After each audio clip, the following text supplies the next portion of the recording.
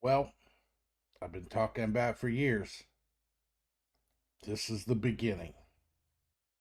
When the U.S. loses the right to become the world's reserve currency. This is an article, one of many. This is from Markets Insider.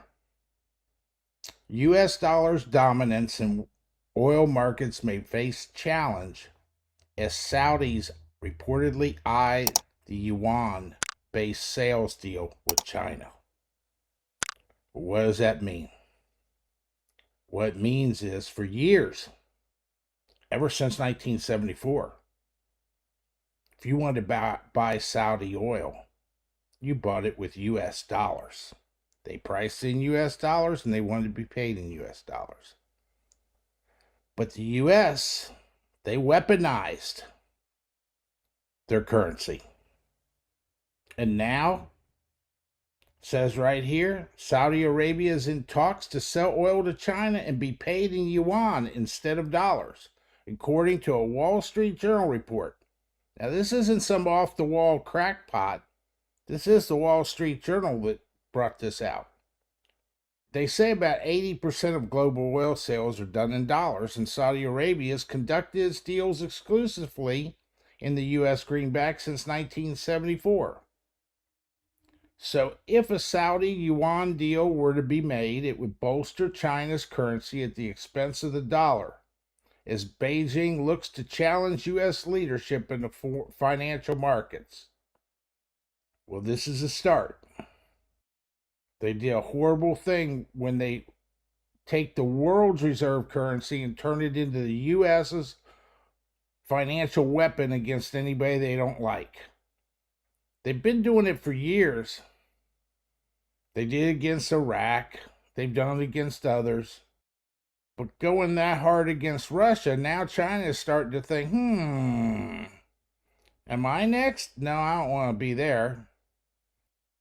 So as it reads here, the likelihood of a potential deal between Saudi Arabia and China has picked up recently, according to a journal. And the longtime ally has grown really unhappy with the U.S. due to Biden administration's reluctance to do more in the Yemen civil war and its push to revive the Iran nuclear deal. Now, let's not Mickey Mouse around with words here. The Saudis want Iran to have a nuclear weapon about the same way as I'd want a root canal every morning for the rest of my life. And the U.S. administration has been promising to protect the Saudis, and they did when the Kuwaiti the oil fields were set on fire and Iraq got out of control. We put together a coalition. We came in there and took care of it. But after seeing what the U.S. has done lately in defending people that they promised to defend, 1994, we promised to protect Ukraine if they give their nuclear weapons back to Russia for safekeeping. And the Russians promised they protect them too. Well, it seems like the countries are all breaking their word. Go figure, you can't trust them. So the Saudis are saying, hey, what are you doing for us lately? You want to make a deal with Iran, start letting them sell their oil, let them get more money, take off the sanctions, let them slip in a nuclear weapon on us? They hate our guts. Now, the real thing here isn't politics. It's the U.S. dollar. If the world starts thinking that they can buy and sell all these items with the Chinese yuan instead of the U.S. dollar, pretty soon the U.S. dollar is not going to be able to just keep printing money.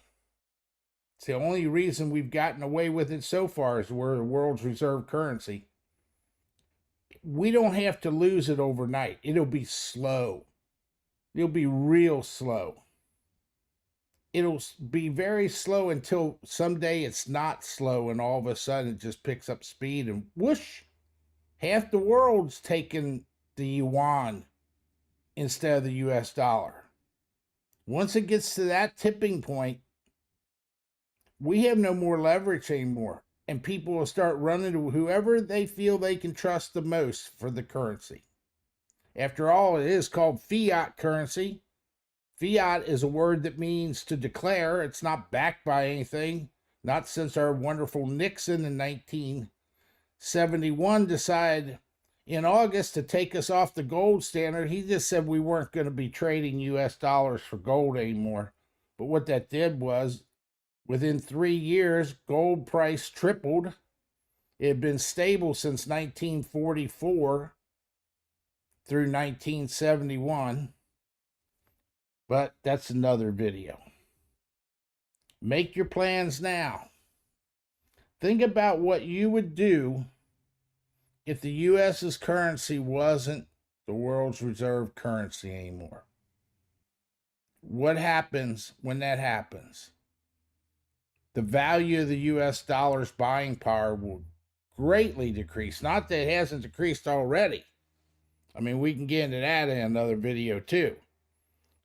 But unlike you ever saw, it would be harder and harder to purchase merchandise with the US dollar. You need more and more of them. It says in 2020, Biden also promised to make Saudi Arabia a pariah over the murder of a journalist. And since becoming president, he's made it clear he doesn't consider Saudi Arabia as an ally, but rather as a partner. What's more, the Saudi Crown Prince Mohammed bin Salman reportedly rejected a request for a call with Biden to discuss Ukraine and to boost oil production amid the West's sanctions against Russia. Imagine, Saudi Arabia wouldn't even take the call of the President of the United States. I don't want to talk with him. Tell him I'm busy. Boy, we're going down the wrong path there. I guess you could put him in the used to be a friend column. Let's face it, the only currency that truly has staying power is energy. Not a fiat currency, not the US dollar, not the yuan, not Bitcoin. Energy. Without energy, without electricity, without natural gas, without oil, without gasoline and diesel fuel and jet fuel, without the ability to heat your home, transport goods, move people, the world stops. Yes, there's a digital aspect to it, but remember, even the internet's running on electricity. Electricity most often is getting produced by energy of some sort. Now, there is renewable energy, but for all them Green Deal, neo cupcakes that think the New World Order has to have windmills and solar farms or else we're all going to hell, we're going to be using oil for a long, long time. And it's just not for what you put in your car and heat your house with. How many of these products do you think you buy that has some oil used in the manufacture? If it's got any plastic in it, it's using oil. Your car. There's pieces in the car that requires petroleum products to make them. Oil's going to be here. Gas, natural gas, and liquefied natural gas is going to be here. We need to be producing in the United States.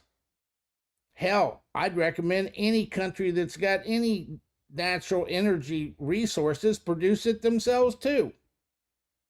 It's not going to get any better. Meanwhile, it says in this article, China leaned on Saudi Arabia as its primary crude supplier last year.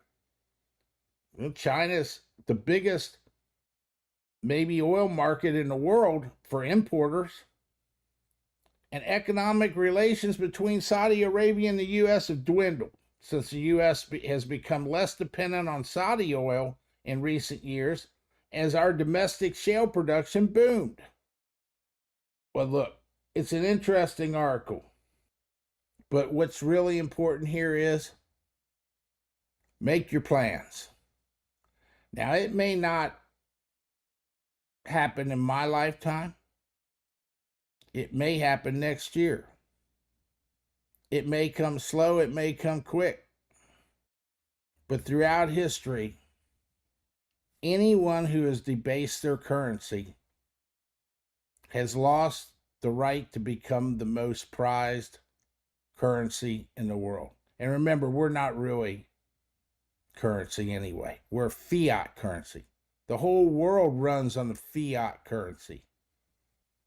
Has since 1971. Well, that's another video too. Anyway, it's food for thought. In the comment section, let me know what you think. That's all I want. Because remember, my hero said one time, and that's my hero's George S. Patton. He said, if everybody's thinking alike, then somebody's not thinking. With that, I say, good day. Hi, this channel's new. Please help it to grow. YouTube loves when you share. Just click the share icon. After you click that icon, this little menu will pop up. Click the copy link, it'll put it in your paste buffer. You can paste in emails, messages, Facebook, anywhere you want, and you'll have the URL to find this video. Or you can press the share button. Just tap it with your finger, give it a little tap, and up will come this menu and you click on the messages. If you click on messages, it'll open up your messages app and you can share this with whomever you would like. YouTube promotes videos which are shared, so please help me grow the channel.